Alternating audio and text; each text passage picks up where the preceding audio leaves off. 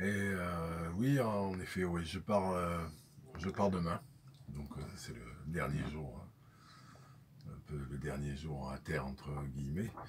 Et je pars de Cascais parce que c'est une histoire de timing, quoi. Ça me faisait arriver trop tard, vu la météo qu'il y avait ces derniers jours. Ça me faisait arriver trop tard dans le golfe du Morbihan. Et je serais sorti du délai de temps que je m'étais fixé pour le départ, quoi, à savoir au plus tard vers le 10 août, ce qui fait à peu près, si je pars d'ici le 15 août, ça correspond, et ce qui m'évitera dans ma vision à moi, de me mettre à des saisons pendant lesquelles j'ai pas envie d'être dans le sud, ou plus tard sur le Cap Horn, voilà quoi. Donc le but, c'est une histoire de temps.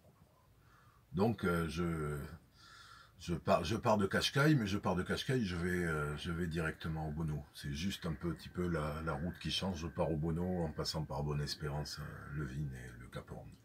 Mais je pars pour le Bono.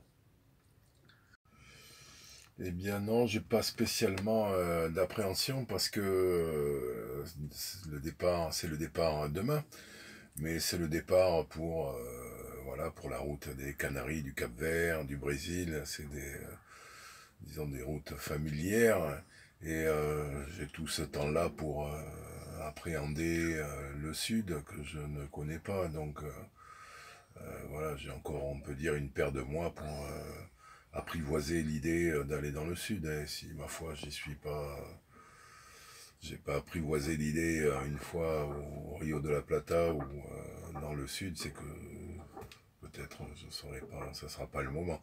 Mais non, je fais les choses une par une. Là, je fais le départ pour le Brésil. Après, c'est le Cap Vert. Après, c'est le Cap Bonne Espérance. Et puis après, j'envisagerai le Vin. Et puis, j'envisagerai le Horn. Et puis, voilà, je ferai les choses une par une. Alors, après sa préparation, Martin est resté en fait un peu plus performant en fait. Parce que bon, j'ai recentré un peu tous les poids, comme il y avait beaucoup de nourriture à charger. J'ai tout concentré là où on est, là dans le carré en fait, hein, c'est un tatami. Et ça fait un immense coffre, et à l'intérieur de ça, il y a tout ce qui est lourd, donc toute la conserve, tout ce qui est lourd et qui est en nourriture. Et j'ai aussi en partie enlevé pas mal de trucs qu'on traîne en voyage. Depuis, ça fait 10 ans que je suis un peu en orbite avec Martin. Donc il y a toujours les trois mèches d'inox, les trois rondins d'inox de 10, parce qu'un jour ça servira.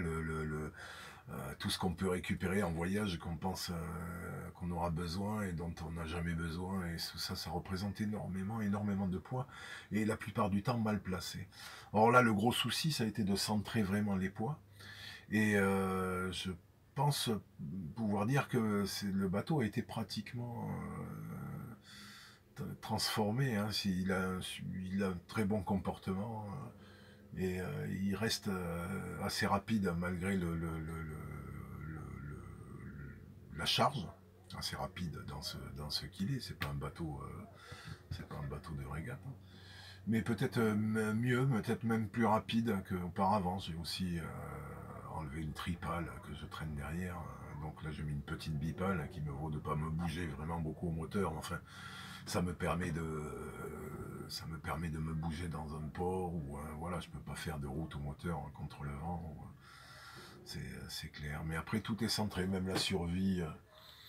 Et là, donc voilà, Martin est bien. Je crois que j'ai tout conforté, tout ce qui me semblait exposé. J'ai le sentiment d'avoir rien oublié, mais bon, c'est toujours pareil. Un bateau, c'est un bateau. Et, donc j'ai fait le maximum. Voilà, depuis l'électricité, je crois que j'ai touché, tout a été refait hein, dans l'hiver, absolument tout. Bon Manu, qu'est-ce que tu as comme équipement particulier sur Martin et comment tu produis ton énergie et comment tu gères ton énergie? Alors au niveau de l'énergie, de la production d'énergie, j'ai deux petits panneaux solaires de 50 watts. Et un hydrogénérateur que je mets ponctuellement quand j'ai besoin pour... voilà, s'il n'y a pas de spécialement de soleil ou quoi. Il faut savoir que j'ai très peu de consommation électrique. Hein. J'ai mon ordi que j'allume une fois dans la journée. Et au large, hein, bien sûr. Et le désalinisateur que je fais tourner 1 heure par jour ou 2 heures tous les 2 jours qui consomme 4 ampères, c'est-à-dire rien. J'ai une batterie de 100 ampères, donc c'est vraiment très très très très très minimaliste au niveau de l'énergie et très simple. Très simple et donc peu de besoin. L'électricité la meilleure, c'est celle dont on n'a pas besoin, quoi. Voilà, c'est la plus facile à produire, ça c'est clair. Et comme équipement électronique pour la navigation? Ben, comme équipement électronique pour la navigation, ben, je crois que comme tout le monde, j'ai un GPS, enfin j'ai un GPS, disons, qui fait référence. Après, je crois qu'on est tous blindés de GPS, on en a dans nos téléphones, qui on met dans le tiroir, dans la tablette qu'on a rangée de côté, dans l'appareil photo, même il y a un GPS. Je pense que si on fait le compte des GPS qui est à bord, il y en a un paquet, quoi. Donc je ne crois pas que le souci aujourd'hui soit au niveau du GPS. Et puis bon, j'ai une VHF et un récepteur AIS et un merveille. Voilà.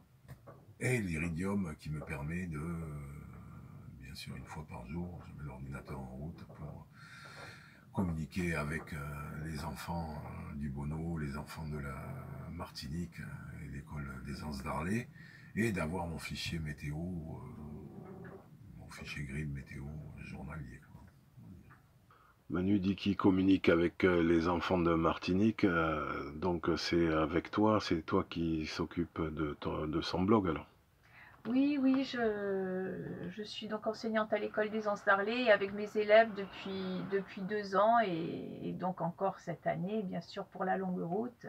Ce sont mes élèves qui gèrent son blog officiel.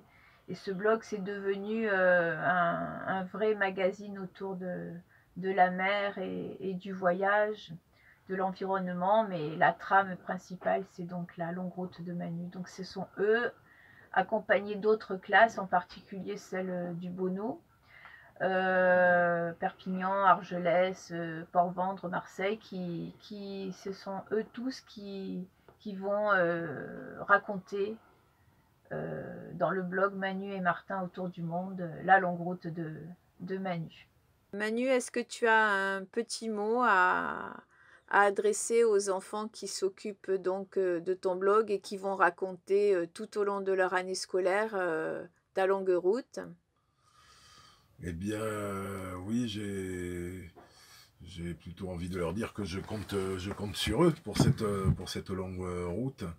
Et personnellement, je leur enverrai tous les jours le journal de bord, j'ai une lettre par semaine que je leur écris, et eux me répondent, et ça me motive beaucoup, Donc je compte sur eux, sur leur joie, leur entrain pour me booster, me garder le moral. Voilà.